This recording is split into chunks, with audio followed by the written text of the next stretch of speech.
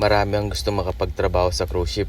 Pero ang tanong, alam mo ba talaga ang tamang proseso? Kung first timer ka at wala kang idea kung saan magsisimula, panoorin mo ito hanggang dulo dahil step by step nating pag-uusapan ang buong proseso ng pag-apply hanggang sa araw na makasampa ka sa barko. Step 1, piliin ang tamang posisyon. Bago ka mag-apply, tanungin mo muna ang sarili mo.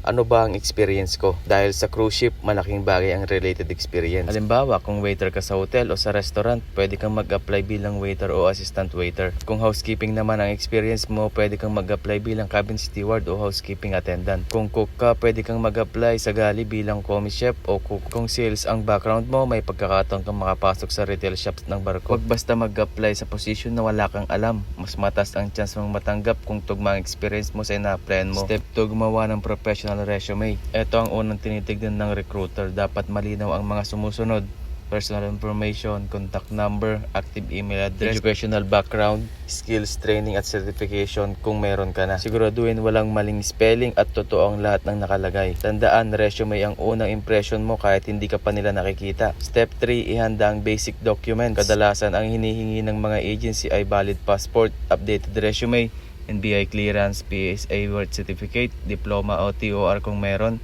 employment certificates, training certificates kung meron, at government IDs. Mas maganda kung naka-scan na rin ang lahat para madali mong maipasa online. Step 4, maghanap ng license manning agency. Huwag basta mag-send ng application kahit saan. Siguraduhin license ang agency. Pwede kang mag-apply online o personal. Mas maganda rin kung hindi ka lang sa isang agency magpapasa. Habang mas marami kang ina-applyan, mas marami kang pagkakataong matawagan. Step 5, hintayin ang tawag para sa interview. Kapag nagustuhan nilang resume mo, tatawagan ka nila. Minsan phone interview muna, minsan video interview, at minsan final interview agad kasama ang representative ng cruise line. Step 6, maganda para sa interview. Ito ang pinakamahalagang parte. Hindi sapat ang experience lang, kailangan alam mo ang trabaho mo. Halimbawa, kung waiter ka, dapat alam mo ang duties and responsibilities mo, sequence of service, food safety, customer service, basic wine knowledge, handling complaints, teamwork. Madalas din nilang itanong, tell me about yourself. Why do you want to work on board? What are your strengths? How do you handle difficult guests? Kaya mag-practice ka sa English. Hindi kailangan perfect.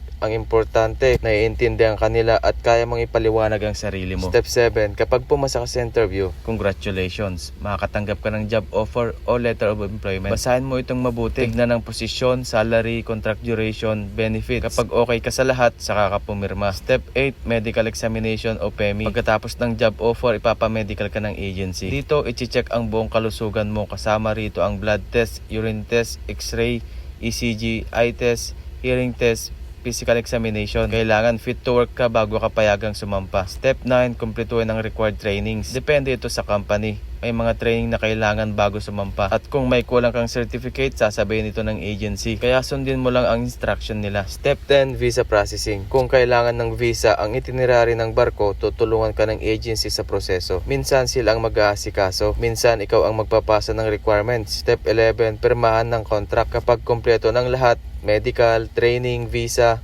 pipirma ka na ng final contract. Basahin itong mabuti bago ka pumirma. Step 12, flight details. Kapag malapit ng embarkation date mo, makakatanggap ka ng flight ticket, hotel details kung kailangan, embarkation instructions, at yung airport guidelines. Basahin ang lahat ng instructions. Step 13, araw ng pag-alis. Dumating ng maaga sa airport. Dalhin lahat ng original documents. Passport, seaman's documents kung mayroon, medical clearance, contract, travel documents. Pagdating sa destination, may representative ng company na susundo sa'yo papunta sa barko. Next step, embarkation day. Pagdating mo sa barko, mag-check-in ka. Papakita ang cabin mo, mag-orientation ka. Kikilala mo ang mga department mo. At magsisimula ng bagong kabanata ng buhay mo bilang cruise ship crew. Tandaan, walang shortcut sa pangarap. Hindi sapat ang dasal lang.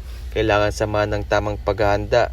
Ayusin ang resume, kumpletuhin ang requirements, pag-aaralan ng interview, at palaging mag-improve sa experience at skills mo. Kapag ginawa mo ang bawat hakbang ng maayos, darating din ang araw na ikaw naman ang sasakay ng eroplano papunta sa barko. Dala ang pangarap na matagal mo nang pinaglalaban. Ang proseso ay maaaring mahaba, pero bawat hakbang ay mas naglalapit sa iyo sa tagumpay.